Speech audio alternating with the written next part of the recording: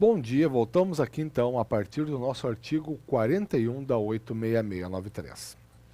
Como a gente destacou no final da aula anterior, é o dispositivo que regula a impugnação administrativa do edital, ou seja, a impugnação de sua validade perante a própria administração. Inicialmente, o caput do artigo 41 traz a previsão do princípio da vinculação edital. O que ele nos diz? A administração não pode descumprir as normas e condições do edital, ao qual se acha estritamente vinculada. E aí está o nosso princípio da vinculação edital. Como sabemos, né, pessoal, aqui o legislador mosqueou, vamos assim dizer, que é lógico que a administração não pode descumprir as normas e condições do edital, mas nem ela e nem o administrado. Ou melhor, nesse contexto, o nosso licitante. Então, o nobre princípio da vinculação edital aplica-se, evidentemente, não apenas à administração, mas também aos participantes do procedimento. Vamos lá, pessoal. Então, inicialmente, a impugnação administrativa, não pelos licitantes, mas, como diz a nobre lei, por qualquer cidadão. Então, vejam só, ninguém tenha dúvida, tá, pessoal? Como a gente gosta de esclarecer naquelas aulas de princípios, questão de legalidade. Tu não tem que ter vínculo nenhum com uma administração específica. Se tu, por exemplo, vai tirar uma semana de férias em Gramado, chega lá, tudo dá errado, vamos assim dizer, tu não está muito feliz com a tua vida, e que se tu quiser tirar rebarba, indo lá na administração, impugnando validade de edital, tu que não é cidadão do Rio Grande do Sul, nunca tinha botado os pés em Gramado, tu pode fazer isso. A lei é bem clara nesse ponto, parágrafo 1º, 41. Qualquer cidadão, independentemente de qualquer tipo de interesse específico com relação ao caso concreto, pode impugnar a validade do edital de licitação. É o que nos diz aqui o parágrafo 1º. Olhem só, qualquer cidadão é parte legítima para impugnar edital de licitação por irregularidade na aplicação desta lei, devendo protocolar o pedido até 5 dias, cuidado aqui, pessoal, úteis antes da data prevista para a abertura dos envelopes de habilitação, devendo a administração julgar e responder a impugnação em até 3 dias úteis, sem prejuízo da faculdade prevista no parágrafo 1º do artigo 113. Deixa antes aqui de comentar, eu transcrevi aqui o parágrafo 1º do artigo 113. Ele, segundo ele, qualquer licitante contratado, mais uma vez aqui, pessoal, ou pessoa física ou jurídica, poderá representar ao Tribunal de Contas ou aos órgãos integrantes do sistema de controle interno contra irregularidades na aplicação dessa lei para os fins do disposto nesse artigo. Nada mais é os fins do disposto no artigo em questão no 113, nada mais é do que o controle financeiro orçamentário da execução dos contratos administrativos. Vamos aqui voltar então. O próprio parágrafo 1º, então, ele confere a qualquer cidadão o poder para, perante a administração, impugnar um edital de licitação por irregularidade na aplicação da lei. Tranquilo. Então, segundo, na literalidade do 1º, o prazo é de 5 dias úteis antes da data prevista para a abertura dos envelopes de habilitação. E, a partir daí, a administração tem um prazo de 3 dias úteis para responder a impugnação. Numa questão literal, pessoal, que é 999% das questões, está certo que consta aí. Mas realmente aqui o legislador, ele escorregou. Envelope de habilitação, vamos lembrar aqui. Concorrência, tomada de preços, o concurso,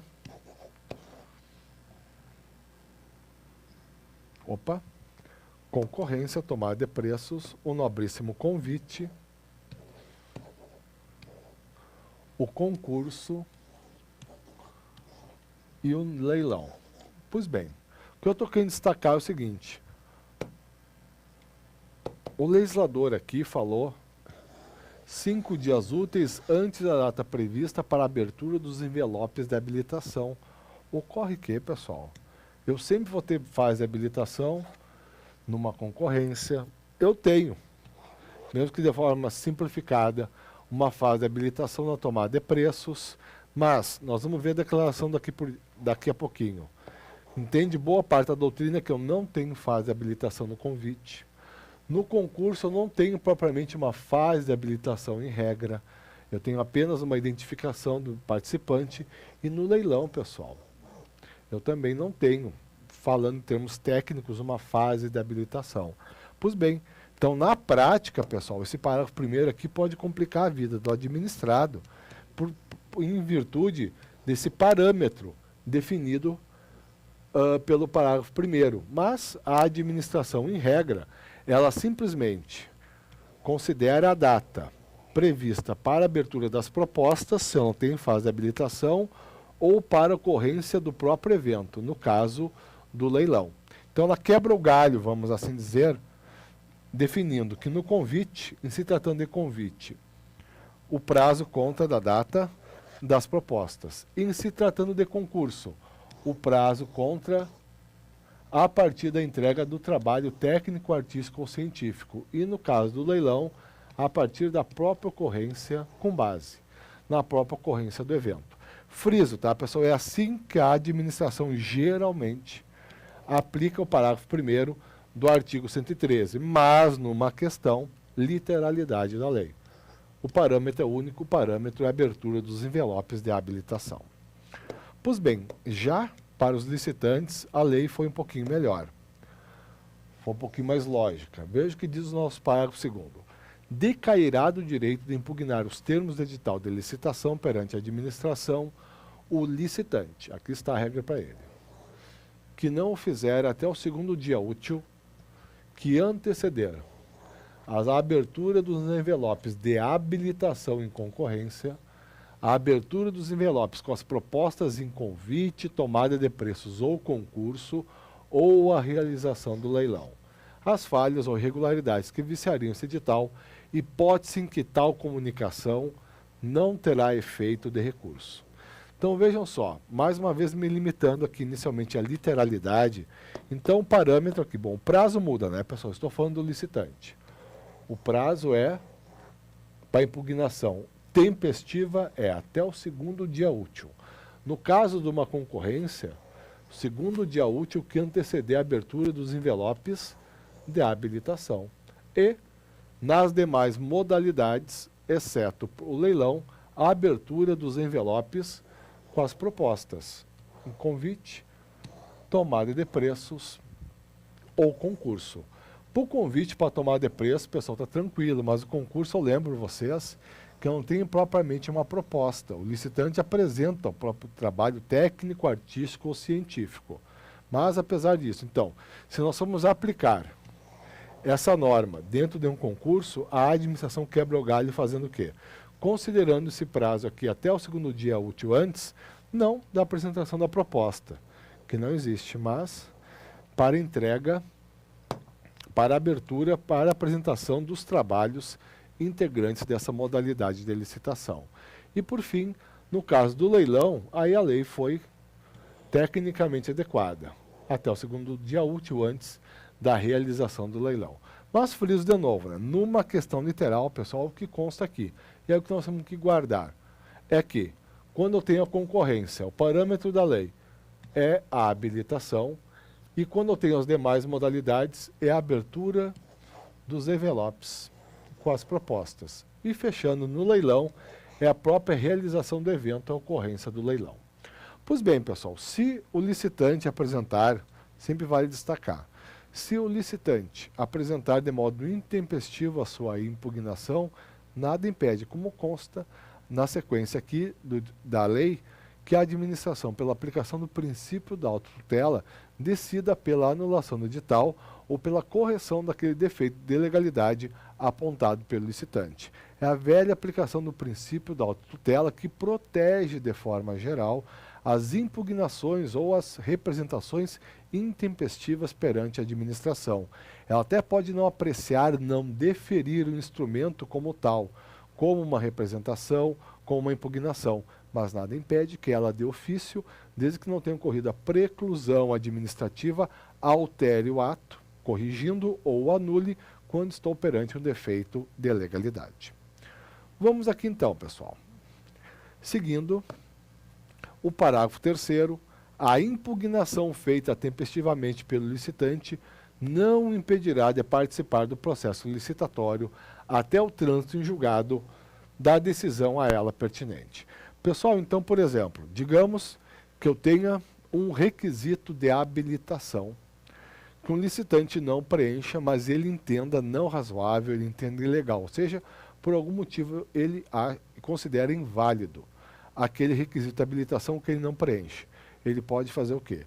Ele pode tranquilamente recorrer contra esse requisito, alegando a sua ilegalidade, destacando a sua ilegalidade, fundamentando no vício que ele considera nele existente e ir participando das etapas do procedimento, até a decisão do recurso. Aí, se o recurso lhe for favorável, ele permanece normalmente no certame. Se lhe for desfavorável, ele é dele excluído, mesmo que o certame já tenha ultrapassado a fase de habilitação. Pois bem, e fechando aqui, para não dar dúvida, a inabilitação do licitante importa a preclusão do seu direito de participar das fases subsequentes. Pessoal, se o licitante é declarado inabilitado, ele é excluído do certame. E a lei chama isso aqui de forma inadequada, mas chama de preclusão. Então nós temos que conhecer a literalidade do parágrafo 4º do 41. Vou ler de novo. A inabilitação do licitante importa preclusão do seu direito de participar das fases subsequentes. Vamos aqui na sequência para o nosso artigo 42, que trata das concorrências de âmbito internacional. Vamos lá. Artigo 42. Nas concorrências de âmbito internacional, o edital deverá ajustar-se às diretrizes da política monetária e do comércio exterior e atender às exigências dos órgãos competentes. Então, pessoal, no começo aqui nada demais, mero conhecimento da regra da lei. Concorrências de âmbito internacional. Pois bem, parágrafo 1º, aplicação do princípio da isonomia. Quando for permitido ao licitante estrangeiro cotar preço em moeda estrangeira, igualmente poderá fazer o licitante brasileiro. Ou seja, pessoal, quando o edital permitir que o licitante estrangeiro apresente a sua proposta, formule a sua proposta de preço em moeda estrangeira, o mesmo poderá fazer o nobre licitante brasileiro. A diferença que vai haver, pessoal, é no momento do pagamento por parte da administração. Veja o que diz o parágrafo 2º. O pagamento feito ao licitante brasileiro, eventualmente contratado em virtude da licitação do que trata o parágrafo anterior, será efetuado em moeda brasileira. A taxa de câmbio vigente no dia útil imediatamente anterior à data de efetivo pagamento. Então a gente deve diferenciar. Eu estou aqui numa concorrência internacional. O licitante estrangeiro cotou, formulou sua proposta de preço se valendo de moeda estrangeira. Foi o vencedor da licitação. Celebra o contrato e inicia a execução. Como ele será pago? Na própria moeda estrangeira, com base no qual ele formulou sua proposta. E se for um licitante brasileiro que tenha formulado uma proposta em moeda estrangeira, a proposta em si mesma é válida, mas o pagamento sempre será feito em moeda brasileira. Voltando para cá, e aí o critério é esse. Vamos considerar a taxa de câmbio em vigor no dia útil imediatamente anterior à data do pagamento efetivado pela administração. Se ela efetivamente pagar dia 2, por exemplo, e dia 1º for um dia útil, aplica a taxa de câmbio do dia 1º. Parágrafo 3º. As garantias de pagamento ao licitante brasileiro serão equivalentes àquelas oferecidas ao licitante estrangeiro. Mais uma aplicação, sem dúvida, do nobre princípio da isonomia. Pois bem, pessoal, esse parágrafo 4º aqui, ele dá margem para alguma discussão na doutrina. Veja o que ele diz. Para fins de julgamento da licitação, as propostas apresentadas por licitantes estrangeiros serão acrescidas dos gravames consequentes dos mesmos tributos, que oneram exclusivamente os licitantes brasileiros, quanto à operação final de venda. Então, pessoal, vejam só, muito doutrinador é contrário à validade desse dispositivo, porque o que ele faz, nada mais nada menos, é o seguinte: eu tenho um licitante brasileiro, num procedimento licitatório, formulou sua proposta de preço, vamos dizer, o preço unitário por certa mercadoria é R$100. Essa é a proposta do licitante brasileiro. Aí vem o nobre licitante estrangeiro e por aquele mesmo bem, naquela mesma quantidade, ele se propõe a fornecê-lo à administração por R$95. Pois bem, eu estou numa concorrência aqui internacional, mas aí incide o parágrafo 4º e determina o quê? Que o valor da proposta do licitante estrangeiro seja acrescida dos gravames consequentes da incidência dos tributos que oneram tão só os licitantes brasileiros, quanto a operação final de venda. Ou seja, havendo um tributo, pessoal, havendo no caso concreto enquadramento dessa hipótese, digamos que isso aqui implique numa ampliação desse preço para R$105. Eu não vou ter a proposta de menor preço efetivamente como vencedor da licitação, porque o estrangeiro, o preço que ele ofertou foi R$95, só que a administração irá aplicar o parágrafo 4º em virtude desse acréscimo no que toca aos tributos que incidem exclusivamente sobre os brasileiros. Quanto à operação final de venda, o preço irá para 105 e aí vai ser vencedor na licitação o licitante brasileiro. Isso nós chamamos aqui da figura, nós chamamos de equalização, qual seja a equiparação de propostas ao mesmo denominador, a fim de permitir sua correta comparação. Apesar da crítica de alguns doutrinadores, o TCU, em linhas gerais, reconhece a validade da medida. Realmente, o raciocínio, vamos assim dizer, ele tem a sua lógica. É que não tem como licitante brasileiro fugir de um tributo incidindo sobre a operação final de venda. E aí, para assegurar a isonomia, vamos assim dizer, vai incidir sobre a proposta formulada, sobre o preço da proposta formulada pelo estrangeiro, esse tributo que até então, que em termos legais, incide apenas sobre o licitante brasileiro no que toca a operação final de venda. O que vai acontecer naquele exemplo bem simples é o que eu falei para vocês. Uma proposta inicialmente com menor preço vai passar a ser uma proposta com preço maior pela aplicação do parágrafo 4º do artigo 42. E o TCU considera isso uma disposição válida, ou seja, uma prática válida por parte da administração. Na verdade, não seria uma prática válida, seria a aplicação direta do parágrafo 4º que o TCU considera plenamente válido.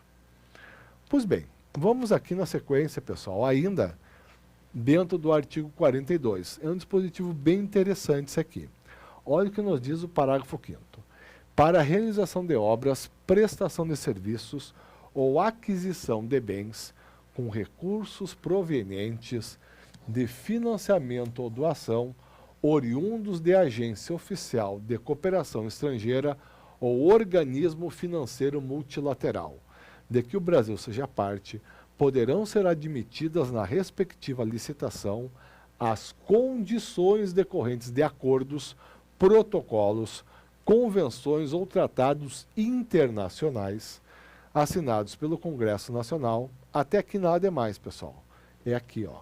Bem como as normas e procedimentos daquelas entidades, inclusive quanto ao critério de seleção da proposta mais vantajosa para a administração, o qual poderá contemplar, além do preço, outros fatores de avaliação, desde que por elas exigidos para obtenção do financiamento ou da doação e que também não conflitem com o princípio do julgamento objetivo e seja objeto de despacho motivado do órgão executor do contrato, despacho esse ratificado pela autoridade imediatamente superior. Então, pessoal, em síntese, qual é o contexto? Vamos voltar aqui. Eu vou ter um contrato de obra, de prestação de serviço ou de aquisição de bens, em que ele vai ser custeado, pessoal, com recursos não propriamente nacionais, recursos provenientes ou do financiamento, ou até mesmo de uma doação, de uma agência oficial de cooperação estrangeira ou de um organismo financeiro multilateral. Então, generalizando, o recurso vai ser estrangeiro. E é essa a hipótese em que eu vai fazer, pode incidir o parágrafo 5º do artigo 42. Então, nesse caso, pessoal, além das normas previstas em tratados internacionais, que aí, uma vez internalizadas, fazem parte da nossa própria legislação, poderão ser adotadas as normas e procedimentos daquelas entidades, ou seja, das entidades responsáveis pelo financiamento ou pela doação. E dentre essas normas, inclusive aquelas que tratam dos critérios a serem adotados para a seleção da proposta mais vantajosa para a administração. E aí eu vou ler novamente essa parte final aqui. O qual poderá contemplar, além do preço, outros fatores de avaliação, muito importantes aqui, desde que por elas exigidos para obtenção do financiamento ou da doação, e que também não conflitem com o princípio do julgamento objetivo. Pois bem, pessoal, então essa parte final, ela só pode ser aplicada se o organismo, se a entidade internacional exigir sua incidência como requisito para liberação no financiamento ou para a realização da doação. Vamos aqui na sequência, fechando aqui nosso artigo 42, muito tranquilo, parágrafo 6º. As cotações de todos os licitantes serão para entrega no mesmo local de destino. É mais uma aplicação do princípio de isonomia.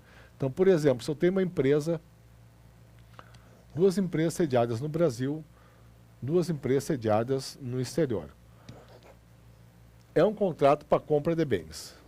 A entrega deverá se realizar em São Paulo. Ora, todos os licitantes irão formular suas propostas levando em conta o valor do produto, considerando esse mesmo local de destino, no caso São Paulo. Não me importa se eu tenho aqui uma empresa no Rio Grande do Sul, outra no Nordeste, uma empresa francesa, uma empresa italiana. O custo na própria localidade dessas empresas é um, mas, pela aplicação do princípio da isonomia, elas vão formular suas propostas levando em conta o preço na entrega no mesmo local de destino. Pois bem, aqui nós fechamos o nosso 42 e aqui nós vamos para o artigo 43 da 86693. Eu friso novamente, bem no começo aqui do nosso curso da lei, eu apresentei de forma bem singela uma estrutura básica das etapas do procedimento. Pois bem, no que toca às duas grandes fases, vamos assim dizer, a habilitação e a proposta e o julgamento das propostas, as regras essenciais estão no artigo 43. Então, se abrir, pessoal, vocês estão fazendo um concurso qualquer, o tempo é escasso para uma preparação. Se o edital falar em procedimento de licitação e não mencionar só as modalidades, concorrência, tomada de preço e assim por diante, ele mencionar procedimento. E tu não puder ler mais nada dentro da parte de procedimento e julgamento, que é essa parte que nós estamos analisando agora. É a seção 4 do capítulo 2 da lei. Leiam pelo menos o artigo 43. É o coração, vamos assim dizer, do procedimento no que toca etapa externa, principalmente destacando a habilitação e o julgamento das propostas. Nós vamos aqui então, artigo 43. A licitação será processada e julgada com observância dos seguintes procedimentos. Pois bem, pessoal, vou ler aqui o inciso 1, veja que já começa assim, ó. A abertura dos envelopes contendo a documentação relativa à habilitação dos concorrentes. A gente sabe que a coisa não é tão singela assim.